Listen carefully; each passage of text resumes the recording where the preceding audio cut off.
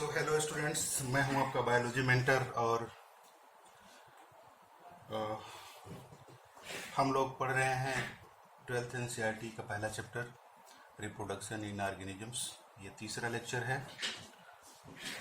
और आज हम लोग ये जो लिखा हुआ है टॉपिक आज हम लोग कवर करेंगे।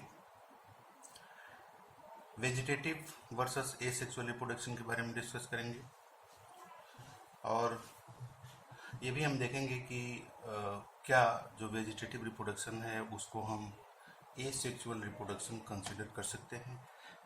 तो ऐसा डायरेक्ट क्वेश्चन एनसीईआरटी ने लिख रखा है। इसके बाद हम लोग various modes of vegetative reproduction के बारे में बात करेंगे। तो सबसे पहले हम लोग वेजिटेटिव रिप्रोडक्शन के बारे में बात करें और फिर ये देखें कि क्या जो वेजिटेटिव रिप्रोडक्शन है उसे एसेक्सुअल रिप्रोडक्शन माना जा सकता है या नहीं। पर्टिकुलरली प्लांट्स की अगर हम बात करें तो जो प्लांट बॉडी है इसमें दो पार्ट होते हैं। एक जो रिप्रोडक्शन से रिलेटेड होता है उसको हम रिप्रोडक्टिव पार्ट कहते हैं और दूसरा पार्ट जो प्लांट में है वो वेजिटेटिव पार्ट कहलाता है। यानी रिप्रोडक्टिव पार्ट को छोड़ करके प्लांट में सभी के सभी जो पार्ट्स हैं उनको हम वेजिटेटिव पार्ट कह सकते हैं। जैसे किसी प्लांट बॉडी के बारे में अगर देखा जाए तो इसमें रूट है, स्टेम है, लीव्स हैं और फ्लावर्स की भी बात आती है यहाँ पर। और हम जानते हैं कि जो फ्लावर है ये रिप्रोडक्टिव पार्ट है। Flower is known as reproductive part of the plant. तो इसको छोड़ करके जितने भी पार्ट्स हैं प्लांट में उनको हम यहाँ leaves, stem and this is underground root. So all these three parts is root, stem and leaves are vegetative parts. तो जैसा कि हमने अभी आपको बताया कि जो रिप्रोडक्टिव पार्ट है वो फ्लावर है। एंजियोस्पर्म प्लांट की अगर हम बात करें तो वहाँ पर जो रिप्रोडक्शन होता है वो फ्लावर से होता है और जो फ्लावर है वो रिप्रोडक्टिव पार्ट है। लेकिन क्या होगा कि अगर प्लांट के वेजिटेटिव पार्ट से रिप्रोडक्शन होने लगे,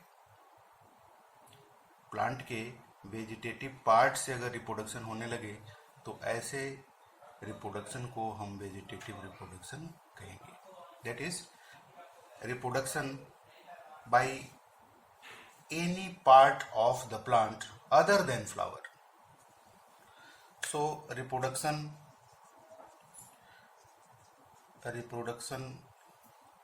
by any part of the plant other than flower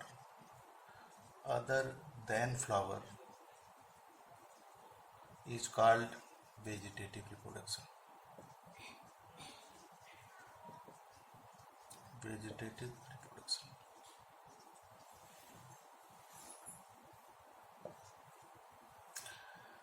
दूसरी बात हम लोग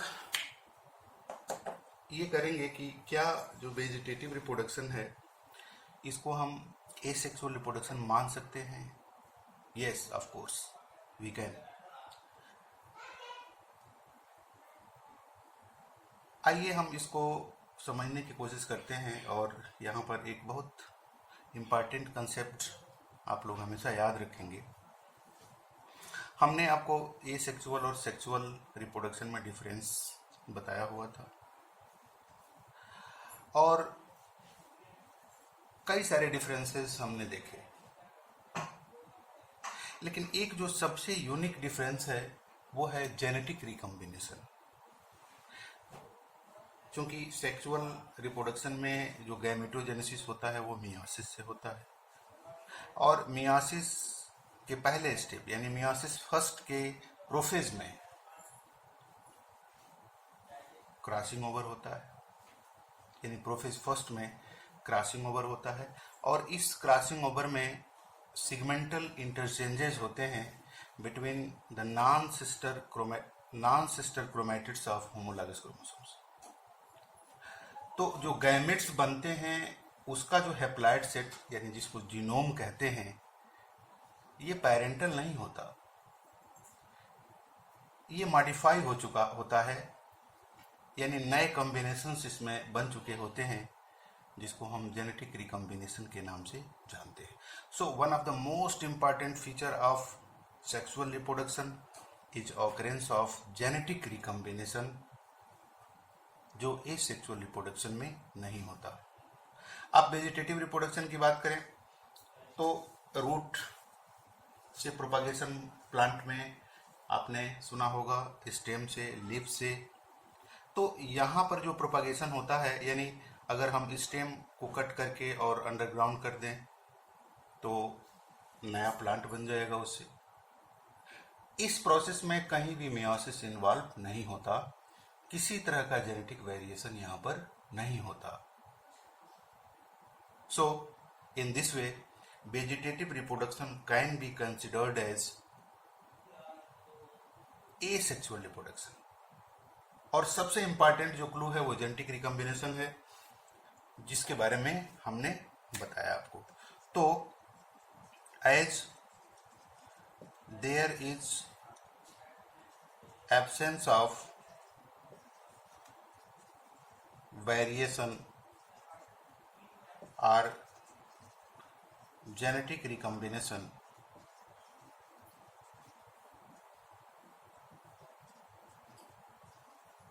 in vegetative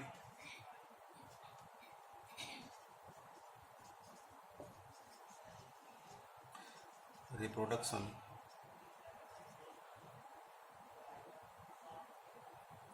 therefore it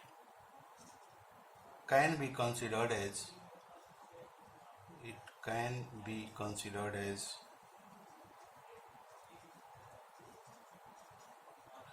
asexual reproduction।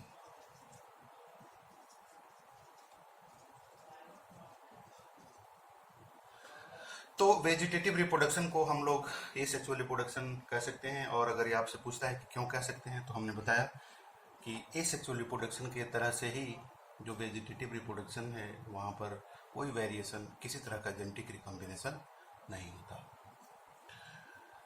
हम अब various modes of vegetative reproduction के बारे में बात करेंगे। जैसा कि हमने बताया कि जो वेजिटेटिव पार्ट है प्लांट का, वो स्टेम है, रूट है, लीव्स हैं।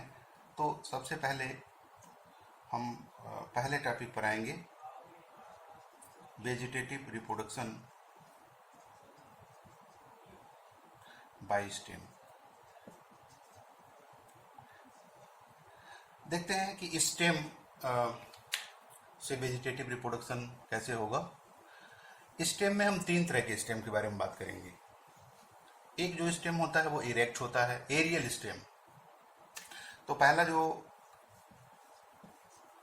टॉपिक हो जाएगा वो हो जाएगा बाय एरियल स्टेम्स, यानी जो एबव ग्राउंड और इरेक्ट यानी जो वुडी स्टेम्स होते हैं उनकी अगर हम बात करें तो इसमें एक बहुत वेल नोन जो एग्जाम्पल है वो है शुगर केन।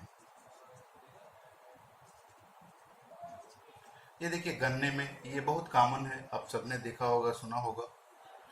इसके अलावा और भी बहुत सारे प्लांट्स हैं जहाँ पर स्टेम की कटिंग यूज की जाती है। जैसे बेला का नाम सुना होगा आपने, वहाँ पर भी स्टेम की कटिंग की जाती है। और बहुत सारे प्लांट हैं जहाँ पर स्टेम की कटिंग से नए प्लांट्स बनाए जाते हैं। दूसरा जो एक एग्जाम्पल होगा, इसको हम बोलेंगे sub aerial stems, by sub aerial stems. कहने का मतलब कि ऐसे जो स्टेम्स होंगे वो सॉफ्ट स्टेम्स होंगे जो इरेक्ट ना हो करके ग्राउंड पर स्प्रेड, यानी ग्राउंड पर, जमीन पर फैले होंगे, या जो ग्राउंड सरफेस है उसके आसपास ये दिखेंगे। तो इसमें कई सारे नाम आते हैं। जैसे सबसे पहला इसमें एक नाम आ जाता है जिसको हम कहते हैं रनर्स। रनर्स में कई सारे कैटेगरी हैं, लेकिन चूंकि एनसीईआरटी ने इसको डिस्कस नहीं किया है बिल्कुल। रनर्स में क्या होता है कि ग्राउंड सरफेस पर जो स्टेम है वो सॉफ्ट होगा और ग्राउंड पर जगह जगह रूटिंग होगी। यहाँ पर लिप्स के क्राउन दिखेंगे और फिर ये ग्राउंड सरफेस पर ही जो स्टेम ब्रांचेज होंगे फैलेंगे। फिर जगह जगह फ्रीक्वेंट इंटरवल पर यहाँ पर रूटिंग होगी और यहाँ पर लिप्स की क्राउन्स बनेंगी। वेल नोन इसका जो एग्जाम्पल है वो ग्रासेस में आप देखते हैं। ये देखिए पूरे सरफेस पर जहाँ जहाँ फ्रीक्वेंट इंटरवल पर इनकी रूटिंग होगी और वहाँ से क्राउन्स निकलेंगे, यानी लिप्स। तो पहला जो एग्जाम्पल है वो रनर हमने बताया, और एकदम हॉरिजेंटली ये ग्राउंड सरफेस पर फैले होते हैं। एबव ग्राउंड फ्रीक्वेंट इंटरवल पर रूटिंग होगी, और इसका जो एग्जाम्पल होता है ग्रासेस। एक दूसरा सब एरियल स्टेम की बात करेंगे, जैसे स्टोलन की बात आती है। ये देखिए स्टोलन क्या होता है, इसका जो इम्पोर्टेंट एग्जाम्पल है वो है स्ट्रॉबेरी। यहाँ पर क्या होगा कि रूटिंग यहाँ पर भी होगी, लीफ का क्राउन यहाँ पर भी निकलेगा, लेकिन जो ब्रांच होगा वो थोड़ा सा ओब्लिक मूव करता है। मान लीजिए कि यहाँ पर कोई ऑब्स्टेकल आ गया, कोई यहाँ पर रॉक है या कोई बड़ा ऑब्स्टेकल है, तो जो ब्रांच है वो ओब्लिक्यूली ऊपर की तरफ चलेगा और फिर नीचे की तरफ आएगा और जमीन पर यानी ग्राउंड सरफेस पर जहाँ टच होगा वहाँ फिर रूटिंग होगी और यहाँ पर लीफ का क्राउन बनेगा। तो इस तरह का जहाँ पर आपको दिखे वो स्टोलन है। एग्जाम्पल हमने स्ट्रॉबेरी बताया। एक तीसरी कैटेगरी हम सकर्स को भी लेते हैं, हालांकि कई जगह इसको अंडरग्राउंड स्टेम की कैटेगरी में भी रखा जाता है। सकर्स की अगर हम बात करें, जो इसका कॉमन एग्जाम्पल है वो है क्राइसेंथेमम।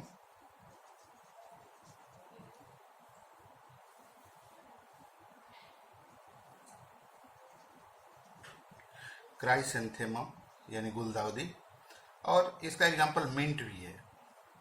जो मिंट प्लांट है वो भी सकर का एग्जाम्पल है। यहाँ पर जो स्टेम है वो जमीन के अंदर चलेगा कुछ दूर तक, रूटिंग होगी फ्रीक्वेंट इंटरवल्स पर। यहाँ पर भी ये देखिए यहाँ पर, और ये जो ब्रांच है ये नीचे ही नीचे थोड़ा सा अंडरग्राउंड होकर के कुछ आगे बढ़ेगा और फिर ग्राउंड सरफेस से ऊपर निकलेगा। यहाँ पर भी ब्रांचिंग होंगी और फिर यहाँ से जो ब्रांच चलेगा ये फिर अंडरग्राउंड। ये एग्जाम्पल है शक्कर का। और भी एग्जाम्पल है, जैसे बनाना में भी शक्कर पाया जाता है। और एक और एग्जाम्पल है जिसको हम कहते हैं offsets.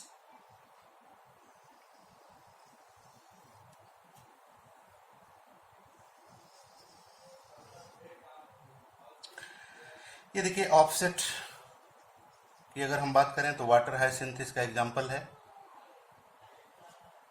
Eichhornia terror of Bengal.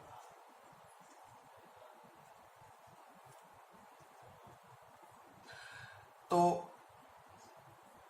ये सब एरियल स्टेम्स के बारे में हमने बताया आपको। तीसरी जो कैटेगरी होगी वो होगी अंडरग्राउंड स्टेम्स की। अंडरग्राउंड स्टेम्स की अंडरग्राउंड स्टेम की अगर हम बात करें तो अंडरग्राउंड स्टेम में एग्जाम्पल तीन तरह के। पहली कैटेगरी हो जाएगी ट्यूबर्स की। आप देखिए पोटैटो ट्यूबर्स, सोलेनम ट्यूबरोसम कहते हैं इसको। तो इसका भी वेजिटेटिव स्टेम है, क्योंकि नोड्स और इंटरनोड्स पाए जाते हैं। आपको ध्यान रखना चाहिए कि जो स्टेम है उसका यूनिक कैरेक्टर है presence of nodes and internodes. इसी तरह से दूसरा जो एग्जाम्पल हो जाएगा जिसको हम कहेंगे राइजोम। राइजोम का एग्जाम्पल हो जाएगा जिंजर, टर्मरिक। और राइजोम की अगर हम बात करें तो राइजोम जो होता है वो एसिमेट्रिकल शेप का, और हॉरिजेंटल यानी हॉरिजेंटली ये फैला होता है जमीन के अंदर। ये ध्यान रखेंगे आप। कॉर्म से इसका डिफरेंस भी है। अगला जो अंडरग्राउंड कैटेगरी आता है स्टेम का वो है कॉर्म, और इसका जो एग्जाम्पल है वो कहते हैं एमॉर्फोफेलस। इसी तरह से क्रोकस भी आ जाता है इसी में। तो जो एमॉर्फोफेलस होता है वो वर्टिकली उसका जो फैलाव होता है वो वर्टिकली होता है, ऊपर से नीचे की तरफ। एक और भी अंडरग्राउंड स्टेम में बल्ब की हम बात करेंगे, और जो बल्ब हैं ये भी दो तरह के बल्ब हैं। एक जो बल्ब होती हैं उनको हम कहते हैं ट्यूनिकेटेड, यानी जिस पर ड्राई स्केली कवरिंग होता है, जैसे ऑनियन यानी एलियम सेप्पा, ऑनियन आ जाएगा, इसी में गार्लिक आ जाएगा, दैट इज एलियम सेटाइवम। और दूसरा नेकेड बल्ब्स भी पाई जाती हैं, इसका जो एग्जांपल है वो है लिलियम। तो ये अंडरग्राउंड ये स्टेम के बारे में हमने बताया आपको।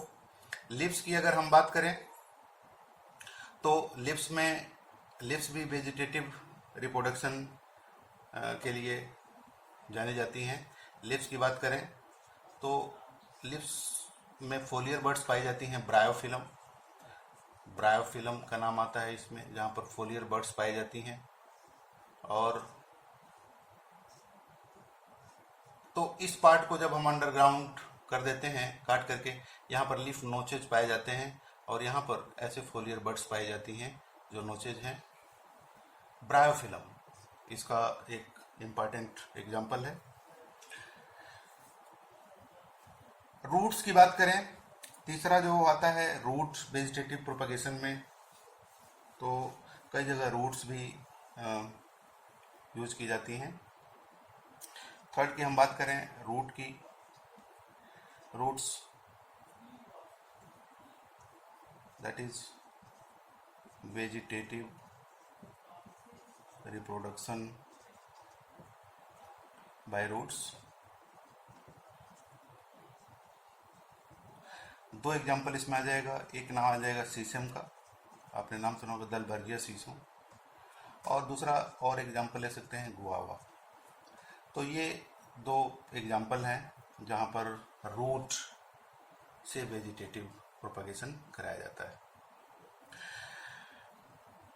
सबसे इम्पॉर्टेंट एक और भी चीज़ आप यहाँ पर ध्यान में रखेंगे कि प्लांट के केस में जो वेजिटेटिव रिप्रोडक्शन है उसका बहुत ज़बरदस्त सिग्निफिकेंस है, क्योंकि बहुत सारे ऐसे प्लांट्स हैं जहाँ जो वेजिटेटिवली प्रोपागेट कराए जा सकते हैं। और अगर हम ऐसे प्लांट्स की कोई वैरायटी बना लें हाइब्रिडाइजेशन टेक्निक से, तो हम लंबे समय तक बिना किसी वेरिएशन के इनकी क्वालिटी को बनाए रख सकते हैं। क्योंकि वेजिटेटिव रिप्रोडक्शन में माइटोसिस होता है, और माइटोसिस में कहीं वेरिएशन, तो जो कैरेक्टर्स होते हैं वो कहीं स्कैटर नहीं होते। तो अगर हम एक बार कोई अच्छा ब्रीड, कोई ऐसा डोमेस्टिक क्रॉप अगर हम बना ले रहे हैं और वो वेजिटेटिवली प्रोपगेट हो सकता है, तो उसको बिना किसी चेंज के, उसकी क्वालिटी में बिना किसी चेंज के हम उसको लंबे समय तक प्रोपगेट करा सकते हैं। एनिमल्स में ऐसा नहीं होता, क्योंकि मेजॉरिटी ऐसे काऊ की अगर कोई ऐसी ब्रीड हमने डेवलप कर ली तो डेफिनेटली सेक्सुअल रिप्रोडक्शन वहाँ पर होगा, और नेक्स्ट जनरेशन में ही कैरेक्टर्स क्या होंगे, स्कैटर हो जाएंगे, और जो उसकी क्वालिटी होगी वो डिस्टर्ब हो सकती है। तो ये वेजिटेटिव रिप्रोडक्शन के बारे में हमने देखा। अगले लेक्चर में हम सेक्सुअल रिप्रोडक्शन के वेरियस एस्पेक्ट्स के बारे में बात करेंगे। थैंक्स।